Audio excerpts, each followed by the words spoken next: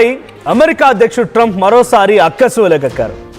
Russia నుంచి oil కొనుగోలు చేయడం పైన మరోసారి సీరియస్ అయ్యారు ఆయన.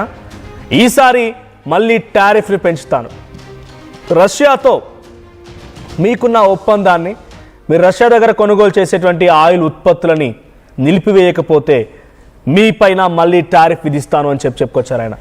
రష్యా చమురు కట్టడితో భారత్ సహకరించడం లేదని అసంతృప్తి వెలగక్కారు. భారత్పై మరోసారి వాణిజ్య సుంకాలను విధించడానికి ట్రంప్ సిద్ధమయ్యారు. ఇండియాతో మాకు మంచి సంబంధాలు ఉన్నాయని చెప్పి అంటున్నారు ట్రంప్. మోదీ చాలా మంచి వ్యక్తి అంటూనే భారత్కు షాక్ ఇవ్వబోతున్నాను అనేటువంటి మాటని అమెరికా అధ్యక్షుడు డొనాల్డ్ ట్రంప్ అంటున్నారు. నేను సంతోషంగా ఉండేలా చూసుకోవడం చాలా ముఖ్యమని అన్నారు ట్రంప్. మరోవైపు అమెరికా సంక్షేమం పథకాలు అందుకున్న దేశాల లిస్టు రిలీజ్ చేశారు ట్రంప్. ట్రంప్ లిస్టులో భారత్ పేరు ఎక్కడా కనిపించలేదు. లిస్టులో పాకిస్తాన్, భూటాన్, చైనా, బంగ్లాదేశ్, నేపాల్ సహా 120 దేశాలు ఉన్నాయి. సో ఒకసారి ట్రంప్కి సంబంధించి ఆయన చేసిన ట్వీట్ మీకు చెప్పే ప్రయత్నం చేస్తాను నేను. సో ఇక్కడ they wanted to make me happy basically. So అక్కడ ఏం చెప్తున్నాడంటే ఆయన చేసినటువంటి ఒక మాట ఏంటంటే, they wanted to make me happy basically. PM Modi is a very good man, he's a good guy, he know I was not happy. వాళ్ళు బేసిక్గా సంతోషపరచాలి. పిఎం మోడీ చాలా గొప్ప వ్యక్తి, సో ఆయన ఒక మంచి వ్యక్తే, నేను హ్యాపీగా వెళ్ళిన విషయం ఆయనకు తెలుసు. It was important to make me happy, నన్ను సంతోషపెట్టడం చాలా ముఖ్యం, అది ఆయనకు కూడా తెలుసు. వాళ్ళు మనతో ట్రేడ్ చేస్తున్నారు, మనం డెఫినెట్గా వాళ్ళపై టారిఫ్ వేస్తాం. ఇది అమెరికా అధ్యక్షుడు డొనాల్డ్ ట్రంప్ చెప్పిన మాట. ఒకసారి ట్రంప్ ఏం మాట్లాడు ఆయన మాటలో విన్నాం.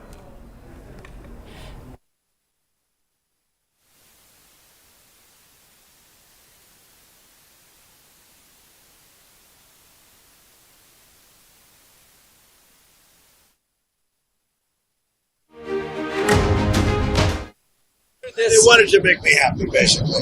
He wanted to. Modi's a very good man. Yes. He's a good guy. He knew I was not happy, and it was important to make me happy. They do trade. Yeah. And we can raise tariffs on them very quickly, and it would be People are very afraid bad. of that. All of that to say, you told me you weren't very thrilled. And I'll tell you something, the Russian economy is lousy. But what's really lousy is the Venezuelan economy. The Venezuelan economy is, I think, the worst economy I've ever seen. If you look at inflation, they wanted to make me happy, basically. He wanted to. Modi's a very good man. Yes. He's a good guy. He knew I was not happy, and it was important to make me happy. They do trade. Yeah. And we can raise tariffs on them very quickly, and it would be People are very afraid bad. of that. All of that to say, you told me you weren't very thrilled. And I'll tell you something, the Russian economy is lousy. But what's really lousy is the Venezuelan economy. The Venezuelan economy is, I think, the worst economy I've ever seen. If you look at inflation. Right. మొన్న మధ్య భారత్కి Russia అధ్యక్షుడు Putin పర్యటించి వెళ్ళారు. అలా జరిగినప్పటి నుంచి ఇంకా భారత్ అంటే ట్రంప్కి భయం పుట్టుకుంది. ఇంకా భయం పెరుగుతూనే ఉంది. ఎక్కడైనా నా పేరు చెప్తేనే భయపడిపోతూ ఉంటారు. నేను ఏదో రకంగా లొంగ తీసుకునే ప్రయత్నం చేస్తూనే ఉన్నాను.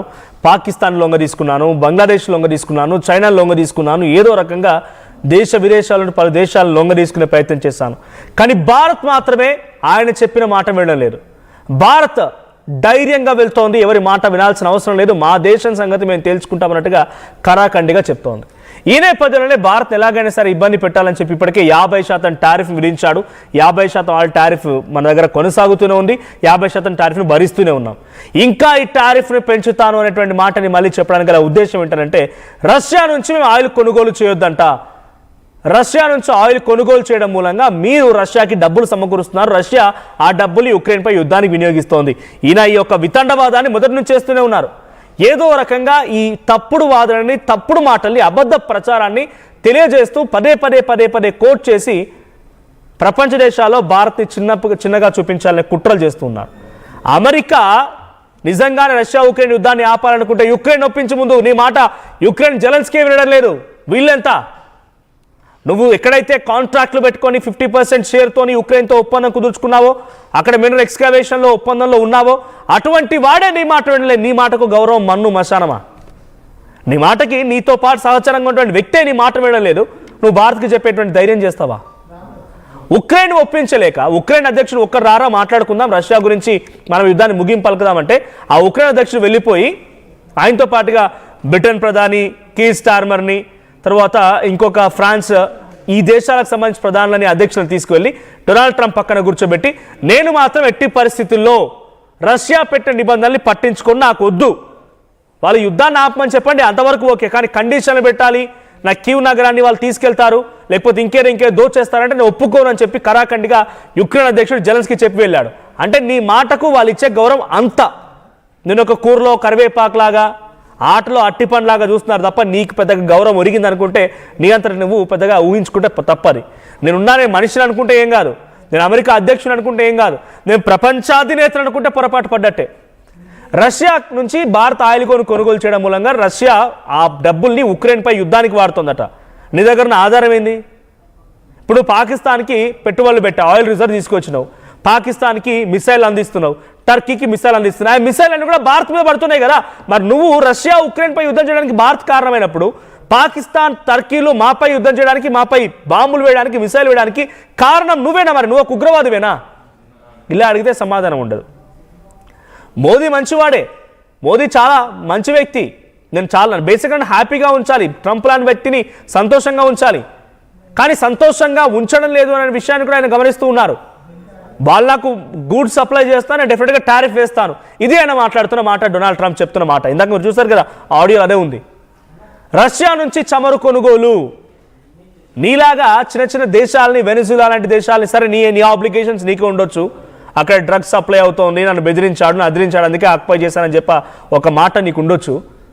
నువ్వేమో చిన్న చిన్న దేశాలను స్వాధీనపరచుకోవచ్చు, వ్యతిరేకంగా ఉన్నాయనే పేరిట నీకు తప్పుడు, నీ దగ్గర కొంత ఇల్లీగల్ యాక్టివిటీస్ చేస్తున్నాయనే పేరిట వాటిని స్వాధీనం చేసుకోవచ్చు, వాటిని అండర్టేకింగ్ చేసుకోవచ్చు.